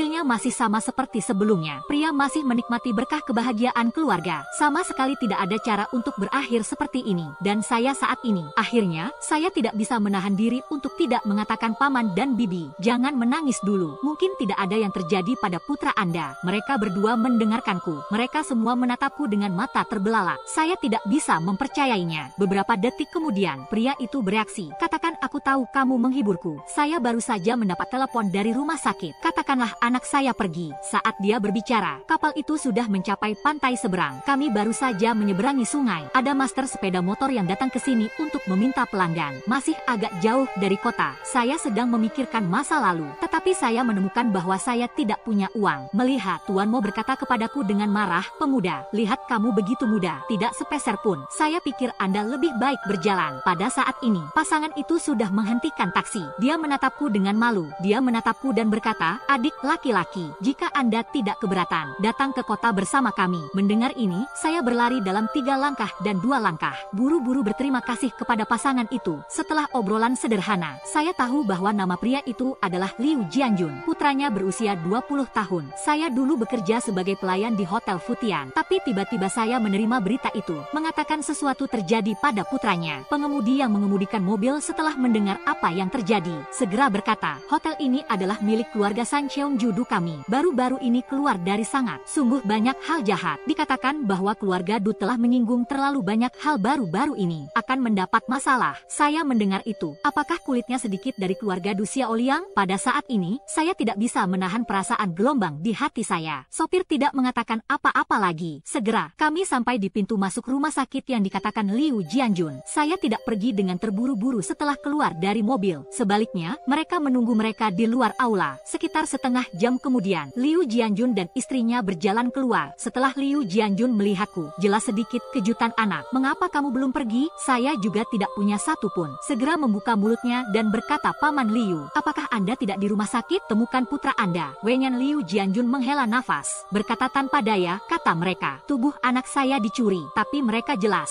anak saya kehabisan bensin ketika dia mengirimkannya. Ibu Liu tidak bisa mengendalikan emosinya sama sekali saat ini. Saya menangis dan menangis. Saya telah melihat mereka berdua seperti itu. Mau tidak mau mengatakan Paman Liu, sebenarnya anak-anak Anda tidak mati, dan saya dapat membantu Anda menemukannya. Ibu Liu mendengarkan apa yang saya katakan. Dia menatapku dengan penuh semangat dan bertanya, pemuda, apakah apa yang Anda katakan benar? Tapi Liu Jianjun jelas masih tidak percaya padaku. Lagi pula, aku masih sangat muda. Itu juga normal baginya untuk curiga pada saya. Melihat ini, saya langsung berbicara. Kamu memberiku ulang tahun Liu Hao. Bagaimanapun, tidak ada cara lain untuk melakukannya sekarang. Tidak ada salahnya membiarkan saya mencoba. Dengarkan saya. Ibu Liu segera memberitahu saya ulang tahun Liu Hao. Saya mengeluarkan selembar kertas kuning. Dengan cepat menulis ulang tahun Liu Hao di atasnya. Kemudian, dia melipat kertas kuning itu menjadi figur kertas. Menyerahkannya kepada Ibu Liu. Bibi, mulai sekarang, Anda memikirkan anak Anda dengan sepenuh hati. Kemudian ambil sosok kertas kuning ini sebagai Liu Hao. Panggil namanya. Bibi mendengarkanku. Tutup matamu. Mengucapkan trompet. Kamu di mana? Ibu sangat merindukanmu. Detik berikutnya, sosok kertas itu tampak hidup. Cepat berlari ke depan. Melihat ini, saya buru-buru berkata, mari kita ikuti pria kertas itu. Kami mengikuti angka kertas selama sekitar 1 jam. Akhirnya sampai di suatu tempat. Dan tempat ini tidak lain adalah Hotel Futian. Baru saja memasuki halaman belakang hotel, sosok kertas yang sedang berjalan tiba-tiba berhenti bergerak. Kemudian, sebuah pikiran segera terlintas di benak saya. Sangat marah, sosok kertas kuning masuk dan menabrak aura jahat tempat itu. Jatuh ke tanah. Wajah Bibi Gar tiba-tiba itu menjadi pucat melalui gambar kertas di tanah. Saya menyadari bahwa Liu Hao masih hidup, tapi sekarang situasinya tidak jauh lebih baik. Setidaknya, dapat dipastikan bahwa tubuh dan jiwanya terpisah. Melihat ini, Liu Jianjun bertanya dengan cemas, pemuda, apakah anak saya di hotel ini? Setelah mendengar jawaban saya, mereka segera berlari masuk dan meminta seseorang. Saya juga tidak terburu-buru untuk pergi. Sebaliknya, Berikutnya, dia berdiri di sini dan melihat ke kolam di halaman. Saya melihat cermin yang tergantung di dinding lagi. Saat aku menatap kolam, di belakangnya terdengar suara langkah kaki. Putar kepala Anda dan lihat. Belakang, berdiri adalah seorang pria paruh baya dengan piring gosip di tangannya. Saya menatap pria paruh baya itu. Kemudian dia membuka mulutnya dan bertanya, apakah kamu di sini untuk menekan masalah? Mendengar ini, pria paruh baya itu menatapku dengan heran. Kemudian dia berkata dengan ekspresi serius, pemuda, jika Anda tidak mengerti, jangan bicara omong kosong. Ada tabu dalam hal ini. Cepat, dengarkan ini. Aku berkata dengan sangat kaku, kemana kamu membiarmaku pergi? Saya pikir Anda sudah berada di sekitar sini selama beberapa hari. Saya tidak menemukan salah satu dari mereka. Ketika pria paruh baya itu mendengar saya mengucapkan kata, Ai cacing, wajahnya telah berubah, dan pemuda di sebelahnya sedikit tidak sabar yang bilang, kamu anak. Tahukah Anda siapa tuanku? Nama tuanku adalah Zhao Tianshui. Dia Feng Shui, guru terkenal di dunia. Kamu berpura-pura menjadi hantu di depan tuanku. Bukankah itu hidup dan bengkok? Melihat ini, saya tersenyum. Anda tidak dapat menemukan mata yang buruk. Sekarang Anda berada di atas Anda. Malam ini jam 12 adalah waktu kematian Anda. Jatuhkan kalimat itu. Saya berbalik dan berjalan langsung ke lobi hotel. Pada saat ini, Liu Jianjun dan istrinya sudah membuat masalah di sini. Itu menarik banyak orang untuk datang dan menonton. Setelah beberapa saat, saya melihat seorang pria gemuk besar berjalan mendekat. Dia menyeka keringatnya. Katanya, putra Anda dikirim untuk belajar oleh kami. Saya akan mendapatkan promosi dan kenaikan gaji ketika saya kembali. Tuan dan Nyonya Liu Jianjun. Sekilas, dia adalah orang pedesaan yang jujur. Oleh pria gendut ini dan manajer hotel 3 atau 2 kalimat. Saya digertak. Lihatlah penampilan kosong mereka. Saya berbicara, karena Anda mengatakan bahwa Liu Hao sedang dalam perjalanan bisnis untuk belajar. Jadi kapan dia akan kembali? Anda harus memberi saya surat. Dengarkan saya. Ekspresi panik jelas melintas di wajah pria gendut itu. Setelah kepanikan, dia berbalik untuk melihat orang-orang di sampingnya. Apa yang masih Anda lakukan dalam keadaan linglung? Keluarkan anak ini dari sini. Kemudian, 4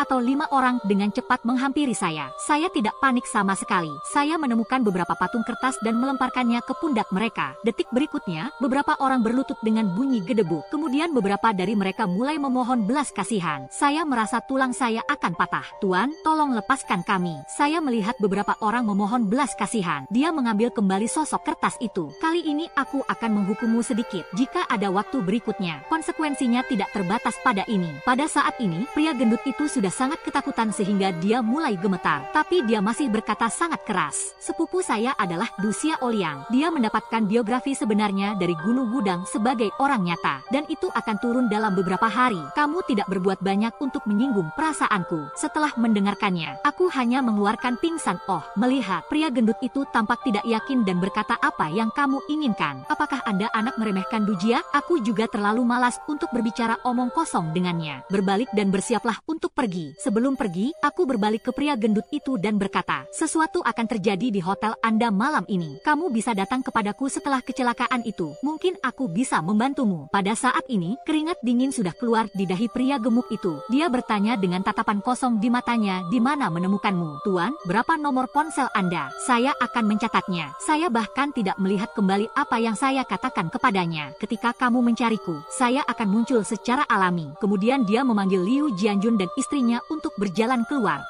Liu Jianjun dan saya menjelaskan kepada mereka berdua, biarkan mereka menemukan tempat tinggal dan menunggu pengumuman saya. Sebelum berangkat, Liu Jianjun meninggalkan saya sejumlah miliknya. Biarkan saya menemukan Liu Hao dan menghubungi mereka sesegera mungkin. Setelah mereka pergi, saya menemukan tempat untuk duduk. Waktu berlalu, segera saya mendengar di dalam hotel Futian terdengar jeritan. Setelah beberapa saat, manajer hotel bergegas keluar. Dia seperti lalat tanpa kepala. Lihat di sana sini. Saya tidak tahu apa yang saya cari. Melihat ini, saya buru-buru berjalan. Dia melambaikan tangannya padanya. Ketika dia melihatku, dia berlari ke arahku. Guru, ini benar-benar mati. Saya satu-satunya di keluarga kami. Kamu harus melindungiku. Lihatlah penampilannya yang tidak produktif. Saya tidak memiliki kemarahan untuk mengatakan bahwa tubuh Anda kelelahan. Siapa yang dapat menonton? Kemudian kami berjalan melalui lobi hotel, datang ke kolam sebelumnya. Segera, saya melihat seseorang yang tidak saya duga muncul di sini. Pria ini tidak lain adalah dia. Itu adalah Zhao Tianshui paruh baya yang pernah bertemu sebelumnya. Melihat ini, saya bergumam pada diri sendiri. Masuk akal bahwa orang ini seharusnya tidak hidup sekarang. Saya mencari, temukan miliknya. Murid itu pergi. Lihat di sini. Saya agak mengerti idenya. Orang ini pasti telah melemparkan muridnya sendiri ke kolam renang. Biarkan mata jahat melahap. Itu sebabnya dia hampir tidak bisa bertahan. Pria gendut itu melihatku datang. Cepat berlari berlari untuk saya. Tuan, Anda harus menyelamatkan kami. Jika tidak, kita akan mati. Melihat ini, aku berkata dengan ringan, selamatkan kamu. Tapi Anda harus mengabulkan saya 2 permintaan. Pertama, hotel akan tutup mulai besok. Yang kedua adalah saya membutuhkan 5 juta untuk biaya penampilan saya. Ini masalahnya. Wang Songhai tampak terkejut. Tuan, 5 juta tidak akan terlalu banyak. Saya menatap Wang Songhai dengan serius.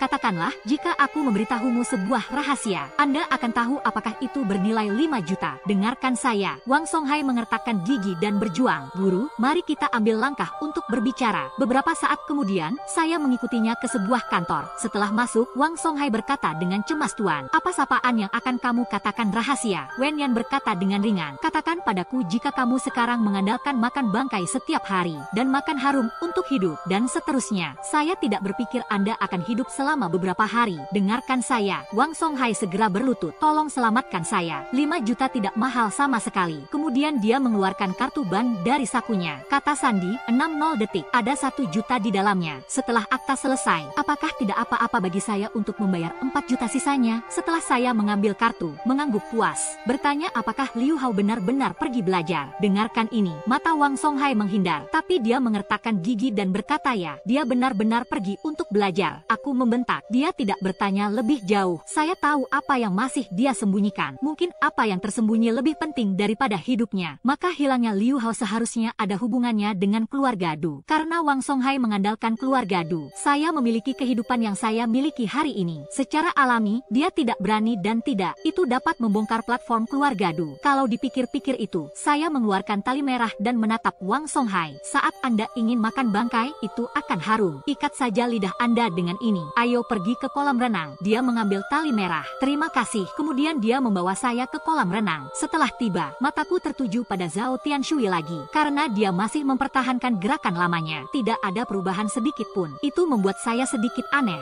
Saya sudah menyimpulkan bahwa orang ini sedang dalam suasana hati yang buruk. Pasti tidak akan bertahan jam 12 malam ini. Tanpa diduga, dia menggunakan cara tercela. Biarkan muridnya mati menggantikannya. Teoritis, dia seharusnya baik-baik saja. Tapi saat ini, dia masih duduk di tanah tak bergerak. Sesuatu jelas tidak beres. Wang Songhai di sebelahnya melihat situasi ini. Beberapa ketidakpuasan, kata Zhao Tianshui. Untuk apa Anda masih duduk? Saya menghabiskan begitu banyak uang. Terserah Anda untuk mengurus berbagai hal. Melihat ini, saya melangkah maju, datang ke sisi Zhao Tianshui, mengulurkan tangannya dan menyelidiki. Napasnya masih ada. Seharusnya hanya 3 jiwa dan 7 roh, dan 1 jiwa dan 1 jiwa telah hilang. Kemudian saya menemukan tanda. Itu ditempelkan di lokasi istana kehidupan air Zhao Tian. Kemudian dia meneriakkan kuartet Wandering Spirit. Homing cepat. Suara itu jatuh. Saya melihat hutan bambu kecil di halaman, berputar tertiup angin. Saya perlahan berdiri, membuka mulutnya dan berkata, Zhao Tianxi, cepat kembali. Jika tidak, begitu pagi menyingsing, Anda akan kembali ke surga berkali-kali. Saat suaraku jatuh, seorang sosok yang lemah mendekati arah ini. Wang Songhai bersembunyi di belakangku. Dia bahkan lebih terkejut dan berkata, tuannya, dia manusia atau hantu? Saya tidak repot-repot memperhatikannya. Tunggu, jiwa Zhao Tianshui mendekat. Saya mengulurkan tangan dan meraihnya. Kemudian dia memasukkannya ke dalam segel jimat di istananya. Zhao Tianshui, yang awalnya buta, itu kembali normal dalam sekejap. Seluruh tubuh gemetar. Deleo. Dia membuka matanya. Setelah bangun, dia segera berkata kepada saya, terima kasih telah menyelamatkan saya. Jika bukan karena Anda, saya mungkin sudah mati sekarang. Melihat ini, saya mengangguk. Tanyakan, apa gunanya apa yang Anda katakan? Ceritakan apa yang baru saja terjadi. Apakah muridmu sudah mati di dalam? Mendengar ini, Zhao Tianshui tidak segera berbicara. Sebaliknya, dia melirik Wang Songhai. Melihat ini, Wang Songhai meliriknya. Mereka bergerak dengan hati-hati. Tapi itu masih tidak bisa lepas dari mataku. Dalam hal ini, saya tidak menyanggah mereka berdua. Zhao Tianshui berkata dengan wajah menyakitkan. Itu semua karena kurangnya kemampuan saya. Saya tidak diselamatkan dengan. Aku menatapnya dengan tatapan sedih. Kemudian dia membuka mulutnya dan berkata, sebenarnya, kamu tidak mati dengan. Zhao Tianshui mendengar apa yang saya katakan. Mata membelalak. Jelas tidak mempercayai kata-kata saya. Mungkin karena orang ini tahu, muridnya sendiri sudah meninggal. Namun, detik berikutnya, dan dia berlutut di tanah dan berkata, Guru, jika saya tidak mati, aku akan memberikan 500.000 dan memohon kepadamu untuk menyelamatkan anakku. Wang Songhai mendengar ini, melangkah maju dan menendang Zhao Tianshui. Apakah menurut Anda nyawa murid Anda bernilai 500.000? Saya masih berpikir bahwa tuan kita telah bergerak. Nilainya dengan uang kecil itu. Wang Songhai sekarang melawan Zhao Tianshui. Tidak ada rasa hormat sama sekali. Siapa yang memintanya untuk menerima 1 juta dari Wang Songhai dan lakukan seperti ini? Detik berikutnya, Wang Songhai mulai mengancam dengan kata-kata kejam. Anda mengambil uang saya, juga biarkan hotel mati. Andai saja keluarga sepupu saya mengetahuinya, saya melihat bagaimana Anda akan berbaur di dunia Feng Shui di masa depan. Zhao Tianshui yang mendengar ini tidak bisa menahan diri lebih lama lagi. Guru memberikan 1 juta untuk menyelamatkan nyawa muridku. Wenyan mengangguk puas. Lihat, saya setuju. Zhao Tianshui dengan enggan mengeluarkan cek senilai 1 juta. Jika tidak terancam, diperkirakan dia juga tidak akan mengambil cek seharga 1 juta. Datanglah setelah saya mengambil cek. Matanya tertuju pada 5 penjaga keamanan di sebelahnya. Tidak ada dari Anda yang pernah mencari jodoh. Dengarkan saya. Tatapan mereka tidak butuh waktu lama untuk jatuh. Seorang penjaga keamanan dengan 5 besar dan 3 tebal. Melihat ini, Satpam buru-buru menjelaskan, Tuan, saya belum mencari pasangan, tapi tangan kanan dan kiri saya adalah objek saya. Dengarkan ini, saya hanya tertawa. Jangan khawatir, saya berjanji Anda tidak akan mengalami kecelakaan, dan saya tidak akan membiarkan Anda melakukannya secara cuma-cuma. Anda turun dan memancing tubuh muridnya. Saya akan memberi Anda setengah dari 1 juta. Mata Satpam Wen yang sedikit berbinar. Setelah beberapa detik ragu-ragu, dia berteriak dan melakukannya. Melihat ini, saya segera mencabut tali merah dari tubuh saya. Bicaralah, pertama-tama Anda melilitkan tali merah di pergelangan tangan Anda. Bungkus sekitar 3 kali di akhir. Setelah semua yang dikatakan, saya melemparkan ujung tali merah yang lain ke Zhao Tianshui. Zhao Tianshui terkejut dengan langkah tiba-tiba saya. Guru, apa yang Anda lakukan di sini? Saya sudah membayar 1 juta sekarang. Melihat, saya segera melangkah maju dan melilitkan tali merah di tangannya. Tuan Zhao, Anda juga seorang master Feng Shui terkenal di dunia Feng Shui. Hal kecil ini seharusnya tidak mengganggu Anda. Tawa Zhao Tianxia lebih jelek daripada menangis saat ini. Sorot matanya padaku jelas diwarnai dengan kebencian. Setelah membungkus, saya berkata kepada Satpam, Anda siap? Ayo masuk ke dalam air. Dengarkan saya. Penjaga keamanan menarik napas dalam-dalam. Namun pada saat ini, tapi sesuatu terjadi di kolam renang. Saya melihat kolam yang awalnya tenang. Tiba-tiba, ada lonjakan. Kemudian bau busuk menyebar. Wang Songhai mencium bau busuk. Segera tutup mulut dan hidung Anda. Dia datang kepadaku dengan ekspresi jijik. Ada apa dengan bau busuk para master ini? Melihat ini, saya menatapnya. Apa yang terjadi? Apakah kamu tidak tahu? Dengarkan saya. Kepala Wang Songhai menggelengkan dan menggetarkan hal yang sama. Saya benar-benar tidak tahu. Saya terlalu malas untuk berbicara omong kosong dengannya. Dia menoleh ke penjaga keamanan dan berkata cepat, Anda turun dan langsung pergi ke tengah kolam. Dengarkan ini. Penjaga keamanan menoleh untuk melihatku. Raut wajahnya saat ini tak terlukiskan, tapi tetap saja tidak ada yang dikatakan. Keluar dari air dan maju. Setelah Anda sampai di lokasi pusat, wajah Satpam tiba-tiba menjadi pucat, seolah-olah ada sesuatu yang mencengkeram pergelangan kaki saya. Tuan, selamatkan aku. Saya tidak ingin mati. Melihat ini, saya langsung berkata dengan sungguh-sungguh, lihatlah penampilan Anda yang tidak berguna. Anda hanya perlu mengangkat tubuh. Jika tidak, semakin lama Anda turun, semakin berbahaya jadinya. Dengarkan saya. Baru saat itulah dia perlahan-lahan menstabilkan mentalitasnya, mengulurkan tangan dan menyendok tubuh di bawah. Tubuh terlihat muncul ke permukaan. Saya buru-buru menatap Zhao Tianshui dan berkata, cepat dan mundur. Dengarkan kata-katanya. Zhao Tianshui dengan enggan mulai menarik tali merah itu kembali. Tidak butuh waktu lama bagi tubuh untuk ditangkap di dalam air. Penjaga keamanan baru saja datang ke darat. Hanya duduk di tanah dan tersentak. Jelas bahwa dia telah benar-benar turun dari kuda. Saya bahkan tidak bisa berdiri. Melihat ini, saya berjalan mendekat dan mengeluarkan cek senilai 1 juta. Anda melakukan pekerjaan dengan baik. Ingatlah untuk memberi saya sisa 500.000 setelah menebusnya. Wang Songhai yang berada di kejauhan juga membuka mulutnya dan berkata, Zhang Hu, mulai sekarang Anda akan menjadi kapten keamanan hotel kami. Ditambah Anda diberi upah ganda. Beberapa penjaga keamanan lain di sebelahnya mendengar ini. Ada ekspresi penyesalan di wajah mereka. Mereka mungkin tidak mengharapkannya. 500.000 datang sejauh ini dari promosi dan kenaikan gaji.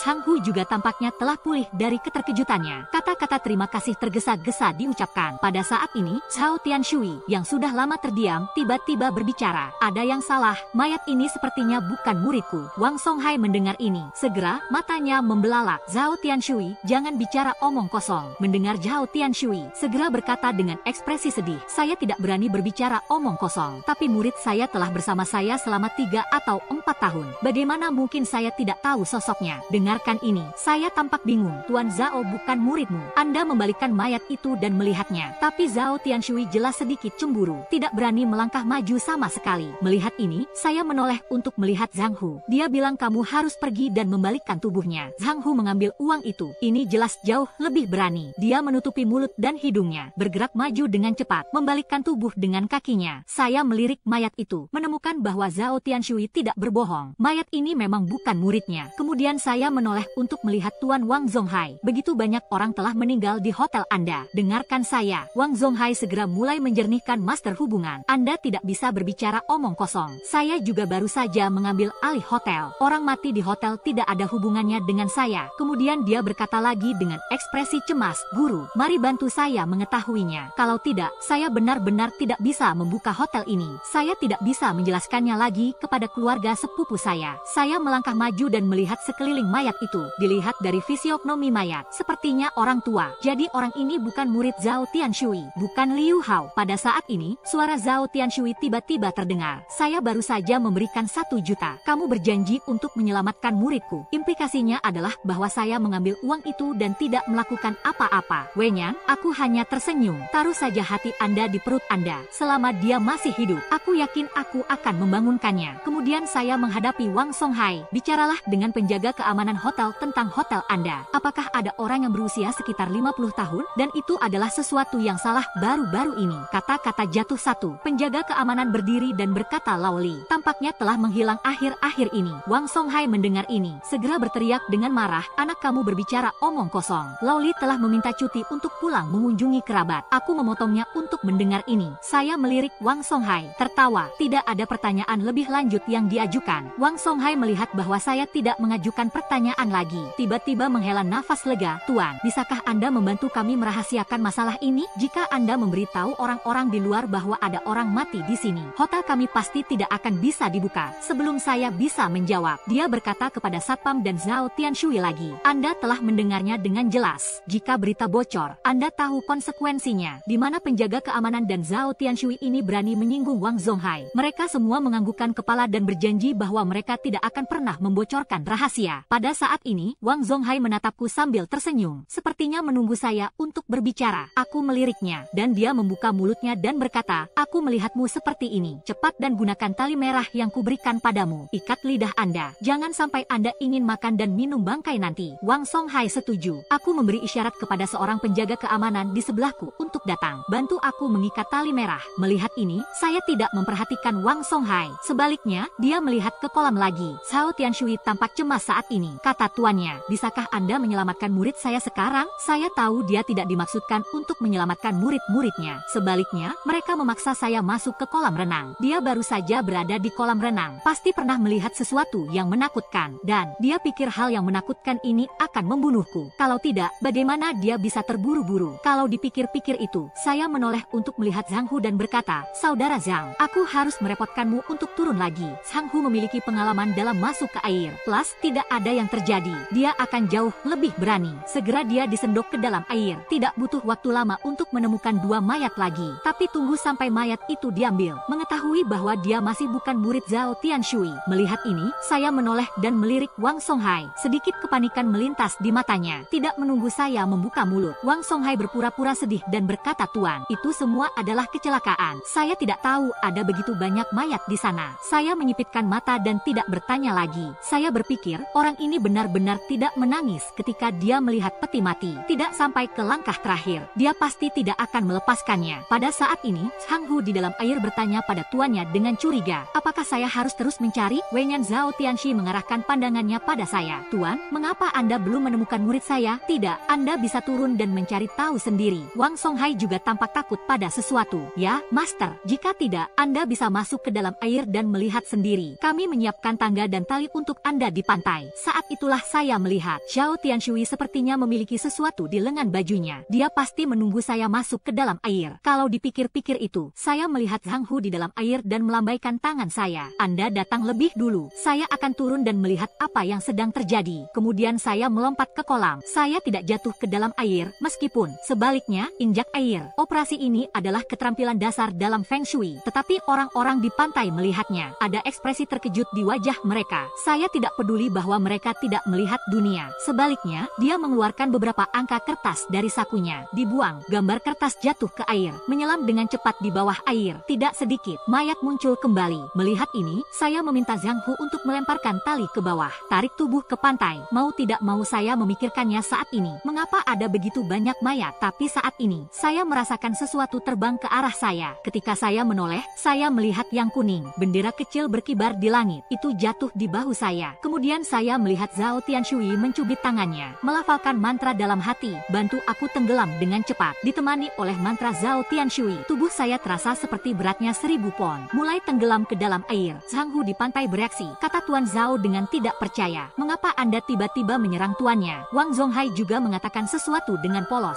Melihat ini, Zhao Tianshui memandang Wang Zonghai dan berkata, Tuan Wang, ini adalah hotel sepupu Anda. Sekarang anak ini telah membuat begitu banyak mayat. Jika hotel tidak bisa dibuka karena ini, bagaimana Anda menjelaskan kepada keluarga Du? Wang Zonghai sepertinya tersentuh oleh kata-kata ini. Mundur selangkah, tidak mengatakan apa-apa lagi. Saat ini, tubuh saya perlahan tenggelam. Zhao Tianshui juga datang ke kolam renang, mencibir pada Tuan Ben dan mengatakan yang sebenarnya. Muridku mati untuk menyelamatkanku. Untuk menyelamatkan tuannya, dia berkorban. Itu hal yang mulia. Setelah mengatakan itu, seolah-olah dia telah memikirkan sesuatu. Segera menoleh untuk melihat Zhang Hu. Dia mengatakan bahwa Anda akan mengembalikan 1 juta itu kepada saya nanti. Dengarkan ini. Ekspresi marah muncul di wajah Zhang Hu. Tapi penjaga keamanan kecilnya tidak berani membantah. Dan sekarang saya mengambil kesempatan untuk mengamati situasi di dalam air. Saya ingin melihat apa yang terjadi di dalam air. Zhao Tianshui ada di kolam renang. Apa sebenarnya yang ditemukan? Akan ketakutan dan kehilangan segumpal jiwa. Kemudian, Zhao Tianshui yang berada di tepi kolam menatapku dengan bangga. Anak kata, sejauh, apakah Anda memiliki kata-kata terakhir untuk diakui? Saya memikirkannya. Kemudian dia bertanya, sebelum saya meninggal, ada beberapa pertanyaan yang ingin saya tanyakan. Apa sihan yang baru saja Anda lihat di dalam air? Dengarkan pertanyaan saya. Zhao Tianshui tersenyum pada kamu anak. Jangan khawatir, sesuatu yang saya lihat, Anda akan melihatnya nanti.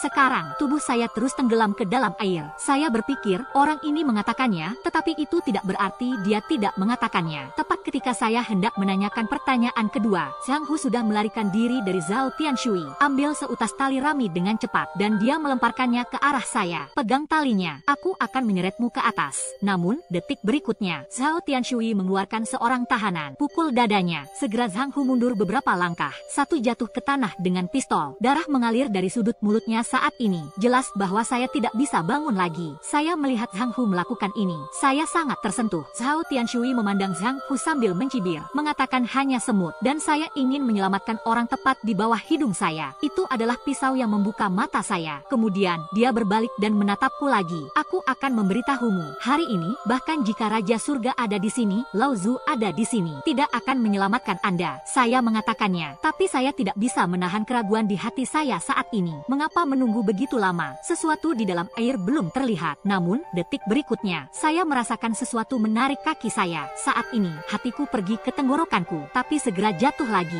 Detik berikutnya, saya mulai mengaktifkan napas di tubuh saya, berpikir bahwa saya harus memberikan kekuatan pada apa yang ada di bawahnya. Lihatlah kekuatannya. Zhao Tianshui melihat bahwa tubuhku samar-samar mulai melayang ke atas. Segera merapal mantra lagi. Beberapa bendera berkibar dan menekan pundaku. Melihat ini, saya menatap Zhao Tianshui. Dia berkata sambil tersenyum, apakah kamu ingin membunuhku seperti itu? Saya baik dan baik. Saya ingin membuat murid Anda bangun. Sekarang lebih baik bagi Anda untuk turun dan menangkapnya sendiri. Begitu kata-kata itu jatuh, saya mengangkat tangan saya sedikit, menyapu bendera dari bahunya. Dia sesederhana membersihkan debu. Sementara, sosok kertas yang masih ada di kolam tadi, dengan cepat terbang menuju Zhao Tianshui. Tidak sedikit, dengan mulus mendorongnya ke dalam air. Zhao Tianshui, yang jatuh ke air, segera menjerit menyedihkan. Pada saat yang sama, ada ekspresi panik di wajahnya. Tuan, saya salah. Tolong selamatkan saya. Saya belum ingin mati. Melihat ini, saya mengarahkan pandangan saya pada Zhao Tianshui. Katakan padaku jika kamu ingin hidup. Anda melihat sesuatu di kolam renang. Dengarkan ini. Zhao Tianshui penuh dengan kengerian, mengatakan bahwa ada pelayan berusia 100 tahun di dalam air. Saya sudah mengatakan itu. Bangunkan saya. Dengarkan jawabannya. Saya menoleh untuk melihat Zhang Hu. Ucapkan sepatah kata dan lempar tali. Angkat dia. Lihat saya berbicara. Zhang Hu melemparkan tali rami ke kolam, dan kemudian perlahan-lahan menarik Zhao Tianshui ke dalam air. Setelah pergi ke darat, Zhao Tianshui duduk di pantai karena malu. Rupanya, dia terlihat sangat ketakutan sehingga dia tidak bisa memiliki tubuhnya. Tidak menunggu saya berbicara, Wang Zonghai di sebelahnya menendangnya. Sambil menendang, dia masih memarahi tuannya di mulutnya. Telah menyelamatkan Anda 2 kali berturut-turut. Baru saja saya ingin menyelamatkan tuannya. Kamu masih menipuku. Setelah beberapa tendangan berturut-turut. Wang Songhai berkata padaku dengan lidah besar, "Tuan, Anda melihat apa yang harus dilakukan dengannya. Jika dia tidak menghentikannya, aku akan datang untuk menyelamatkanmu." Saya menyaksikan kemampuan akting Wang Songhai yang kikuk segera menjadi serius. "Saya menyarankan Anda untuk menghapus semua tamu hotel sekarang. Jika pemimpin pasar lama di pool ini keluar, seperti apa hotel Anda? Anda mengetahuinya sendiri. Dengarkan saya." Wajah Wang Songhai tiba-tiba berubah. Setelah beberapa detik ragu-ragu, saya memanggil beberapa penjaga keamanan dan berjalan menuju lobi hotel. Setelah mereka pergi,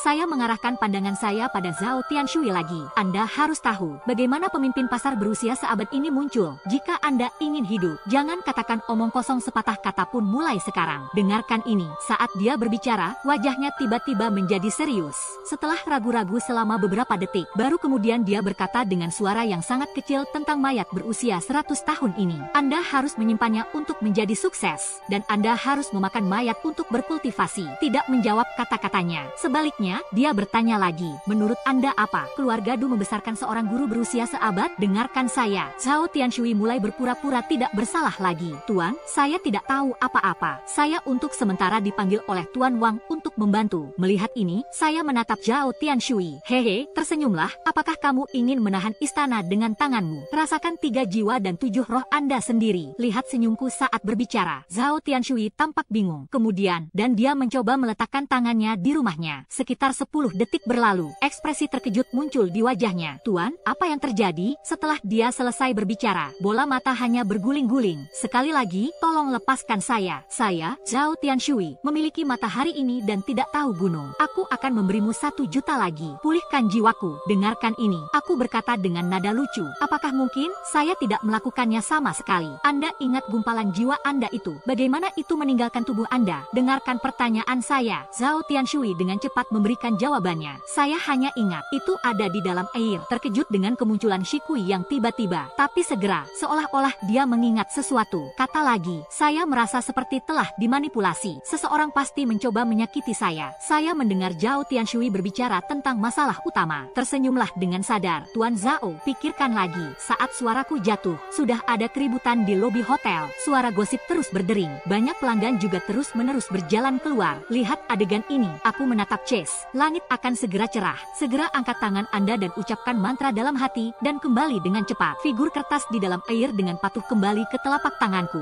Namun, detik berikutnya, ada lepuh di kolam renang, diikuti oleh sesosok muncul dari air. Zhao Tianshui, yang awalnya memikirkan masalah tersebut, tiba-tiba terdengar teriakan. "Jika saya tidak salah, ini adalah tubuh muridku." Mendengar ini, saya mengarahkan pandangan saya pada Zhao Tianshui. "Karena itu muridmu, Anda mendapatkannya." Pelayan berusia 100 tahun di dalam juga ketakutan barusan. Xing Yi pasti tidak akan muncul lagi. "Dengarkan ini." Zhao Tianshui masuk ke air saat ini, memancing murid-muridnya. Kemudian dia terus menekan dada muridnya. Setelah beberapa saat, muridnya memuntahkan seteguk air kotor. Terbangun. Melihat ini, saya dengan hati-hati melihat murid Zhao Tianshui. Bibirnya membiru saat ini. Matanya menonjol. Ada juga labu kecil yang tergantung di lehernya. Saya penasaran dengan obat apa yang dia jual di labu ini. Dan dia mengulurkan tangannya menuju labu kecil yang dikenakan oleh leher murid Zhao Tianshui. Tertangkap tapi tidak menyangka, saat tanganku menyentuh labu kecil itu, murid yang awalnya sekarat, tiba-tiba dia merebut labu kecil dari tanganku. "Apa yang kau lakukan? Apakah kamu mencoba merebut barang-barangku di depan tuanku?" "Dengarkan ini." Zhao Tianshui tersenyum pahit dan dia tidak bisa bersikap kasar. "Guru adalah penyelamat Anda. Dia menginginkan labu kecil di lehermu. Anda menyelamatkannya." Pada saat ini, muridnya memiliki ekspresi malu di wajahnya. "Tuan, ini peninggalan ibuku." "Dengarkan ini. Saya sedang menuju istana orang tua murid Zhao Tianshui. Probe, lokasi istana orang tuanya masih samar-samar berkedip dengan lampu merah. Artinya orang tuanya masih ada di sana dan dalam kondisi fisik yang baik. Lihat di sini. Saya tahu bahwa murid Zhao Tianshui pasti berbohong, dan dia juga berbohong kepada Zhao Tianshui. Anak ini pasti punya beberapa rahasia." Kemudian, Wang Songhai, yang pergi untuk mengevakuasi para tamu, juga berlari kembali dengan orang-orang. "Tuan, saya telah melakukan apa yang Anda katakan. Semua tamu telah dievakuasi." Setelah mendekat, dia tiba-tiba melihat murid Zhao Tianshui. Dia duduk di tanah tanpa cedera. Segera berkata dengan heran, "Tuan, kamu juga menyelamatkan muridnya sebelum aku bisa menganggukkan kepalaku." Wang Songhai berbicara lagi, "Kamu layak menjadi master. Jika Anda dapat membantu saya menyelesaikan masalah hotel, aku akan membakar dupa untukmu setiap hari mulai sekarang." "Dengarkan ini." Saya tertawa. "Bakar dupa tinggi dan lupakan saja. Kamu bisa membukakan kamar untukku dulu. Saya berjuang berjuang untuk itu. Tangani urusan jahat hotel Anda sesegera mungkin. Wang Songhai mendengar ini. Saya langsung senang. Tuan yang baik, saya akan segera membuka suite mewah untuk Anda. Saya mendengus. Kemudian dia melihat yang lain di ruangan itu dan berkata, malam ini tidak ada yang boleh mendekati kolam ini. Jika tidak, saya tidak akan bertanggung jawab atas apa yang terjadi. Saat suaraku jatuh, orang-orang ini segera sadar diri, jaga jarak yang relatif aman dari kolam renang, dan saya berjalan menuju ruangan yang diatur oleh Wang Songhai. Setelah berjalan beberapa langkah, saya kembali menatap Zhao Tianshui dan berkata, Tuan Zhao, Anda juga bisa hidup bersama. Kebetulan hal-hal tidak diurus di sini. Wenyan Zhao Tianshui dengan cepat setuju. Saat muridnya hendak keluar, saya menatap Zhao Tianshui. Bicaralah lagi, muridmu baru saja keluar dari kolam. Relatif lemah. Sekarang bukan waktu yang tepat untuk melakukannya sendiri. Biarkan dia tinggal juga. Dengarkan ini. Zhao Tianshui tertegun selama beberapa detik. Baru saat itulah dia menoleh untuk melihat muridnya. Apakah kamu anak mendengarku? Menginap dan beristirahat di hotel malam ini. Mendengar ini, mata murid Zhao Tianshui berkedip beberapa kali. Jelas bahwa dia enggan untuk tinggal. Wang Songhai besar saat ini. Lidah kata tuannya, itu bukan apa-apa. Saya akan kembali dulu. Setelah Wang Songhai pergi, penjaga keamanan lainnya mengikuti. Hang Hu masih berdiri di tempat, tidak menunggu saya berbicara. Dia hanya menatapku. Tuan, saya akan tinggal dan mengikuti Anda. Anda dapat menelepon saya jika Anda membutuhkan sesuatu saat Anda berbalik. Saya mengangguk. Tidak ada penolakan juga, karena hotelnya lebih besar dari yang saya harapkan. Dia membawa saya ke suite mewah dengan sangat cepat. Apa yang harus dikatakan atau tidak, dekorasi di sini sangat bagus.